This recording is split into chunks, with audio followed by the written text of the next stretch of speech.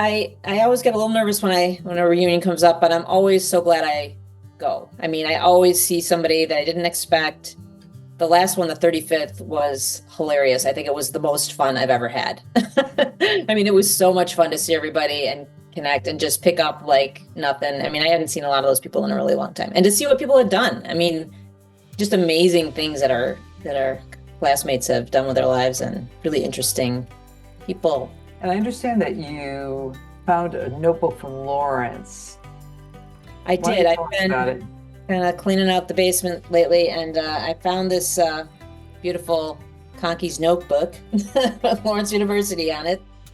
And it turned out it's a journal that I was writing at the suggestion of my counselor in Kohler, Teresa Miller. She said, "Well, if you're having trouble focusing on your studies, maybe if you wrote it all down, it would get it out of your head." So that's what I did, and it's funny. It's all the angst of a freshman at Lawrence University.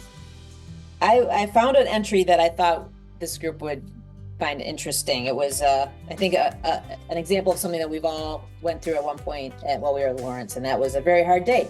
So this is May 8th, 1980, I think.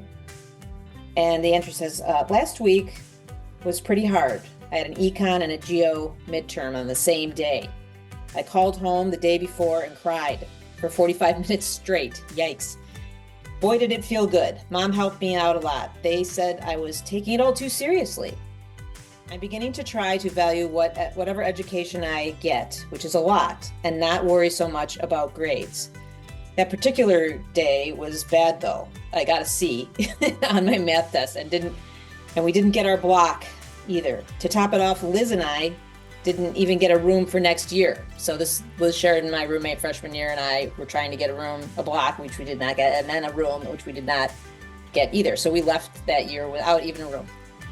But the thing I really took from this was that nugget of, hey, maybe I shouldn't take my grades so seriously. It was a really important learning for me, and the fact that I was really valuing what I was learning, and I shouldn't worry about the grades so much, you know? And that's a great lesson. And I think those are the lessons that we learned while we were at Lawrence.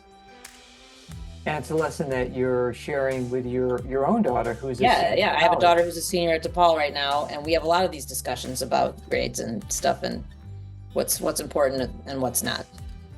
So, I mean, and I think it was I don't think back of it as like super fun all the time. I had a lot of those days that it was hard, and that I was frustrated and it was hard. It was hard.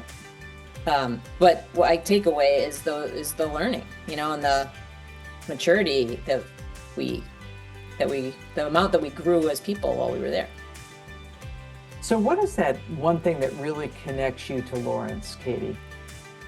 I think it's the people that I met there. I mean, Liz and I still are very close friends. Susie Turner lived next door to me. I mean, I can rattle off almost everybody in Kohler, and even if we don't see each other very often, I mean, those are the people that I'll hook up with when we go back and have a lot of fun with it, along with everybody else. I mean, it was a small enough place that I even became more connected after we left. I roomed with Marie LePerry, who was from plants, right, in Chicago when we first lived here. And so, yeah, that's the thing I think that connects me the most, and why I like to go back.